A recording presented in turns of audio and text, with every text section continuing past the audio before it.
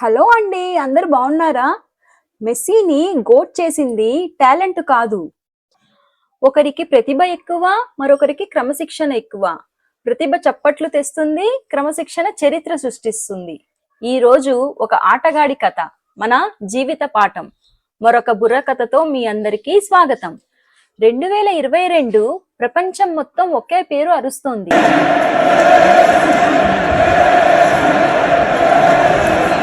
Lionel Andres Messi Cuccittini. ఆ రోజు Argentina గెలిచిందా? అవును. కానీ ఒక ప్రశ్న, ప్రపంచంలో కోట్ల మంది ఫుట్బాల్ ఆడుతారు, లక్షల మంది టాలెంట్ ఉన్నవాళ్లే. అయినా మెస్సీ ఒక్కరే ఎందుకు? అతనికి 3 కాళ్ళేమైనా ఉన్నాయా? 4 చేతులున్నాయా? లేక మనం చెయ్యని ఒక చిన్న పని అతను ప్రతిరోజు చేశాడా? ఈరోజు అదే మన టాపిక్. లైనల్ మెస్సీ అర్జెంటీనాలో ఒక సాధారణ కుటుంబంలో పుట్టాడు. చిన్నప్పటి నుంచి బాలు కనిపిస్తే చాలు ఇంట్లో కూడా ఫుట్బాల్తోనే ఆడుతూ ఉండేవాడు. కానీ తనకి 8 ఏళ్ల వయసప్పుడు ఒక పెద్ద సమస్య వచ్చింది. అతనికి గ్రోత్ హార్మోన్ డెఫిషియన్సీ ఉందని డాక్టర్ చెప్పారు. అంటే దాని అర్థం శరీరం సాధారణంగా అవసరమైన గ్రోత్ హార్మోన్ని తక్కువ ఉత్పత్తి చేస్తుందన్నమాట.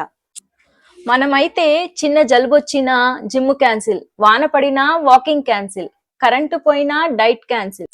కానీ మెస్సీ చిన్నప్పటి నుంచే ఒక పెద్ద ఆరోగ్య సమస్యతో పోరాడుతున్నాడు. రోజు చికిత్స, రోజు ఇంజెక్షన్స్, రోజు శ్రమ. అయినా ఒక్కరోజు కూడా ఇవాళ నాకు ప్రాక్టీస్ వద్దు అని చెప్పలేదు. ఎందుకంటే అతనికి గోల్ ఎక్స్క్యూజ్ కంటే పెద్దది.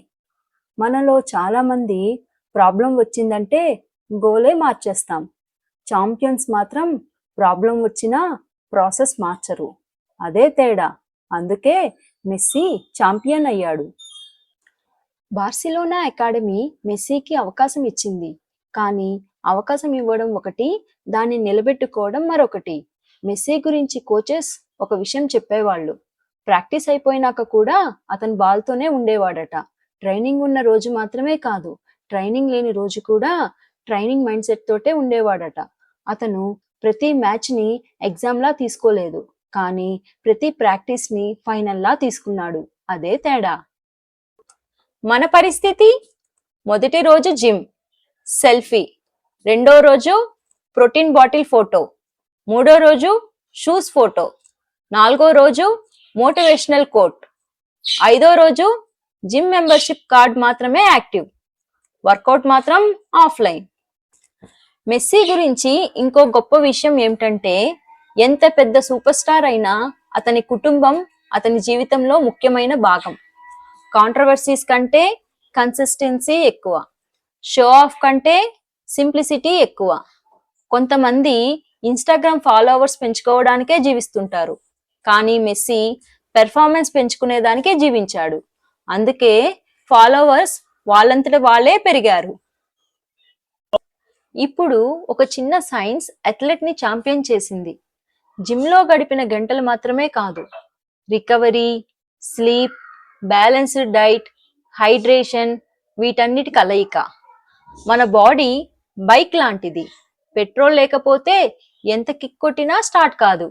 అలాగే నిద్ర లేకుండా, సరైన ఆహారం లేకుండా వర్కౌట్ ఒక్కటే చేస్తే బాడీ నేను స్ట్రైక్ లో ఉన్నా అంటుంది. మన ఆంధ్రాలో ఛాంపియన్ ఫుడ్ లేదనుకుంటున్నారా? ఉంది. అదేంటంటే రాగి జావా, పెరుగన్నం, పప్పు, వేరుశనగ, అరటిపండు. ఇవి ఇంపోర్టెడ్ కాదు, కానీ బాడీకి మాత్రం ఇంపోర్టెడ్ సప్లిమెంట్ లాగా ఉపయోగపడుతుంది.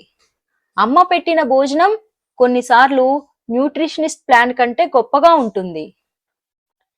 సో మెస్సీని ప్రపంచంలో నెంబర్ 1 చేసింది మ్యాజిక్ కాదు, లక్ కాదు, టాలెంట్ మాత్రమే కాదు.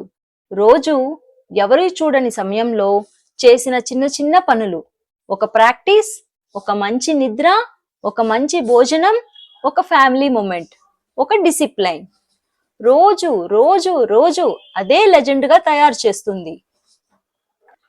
ఈ రోజు బుర్ర కథ నీతి, టాలెంట్ నీకు గిఫ్ట్, డిసిప్లైన్ నువ్వు నీకిచ్చుకునే గిఫ్ట్. వచ్చే వారం ఒక అబ్బాయి తన కెరీర్ మొదట్లో సాధారణ క్రికెటర్, కొన్ని సంవత్సరాల తర్వాత ఫిట్నెస్ కి బ్రాండ్ అంబాసిడర్, ప్రపంచ క్రికెట్ ని మార్చిన ట్రాన్స్ఫర్మేషన్. విరాట్ కోహ్లీ, అతను మారాడా లేక అతని అలవాట్లే అతన్ని మార్చాయా? అది వచ్చే బుర్ర కథలో చూద్దాం. Thank you.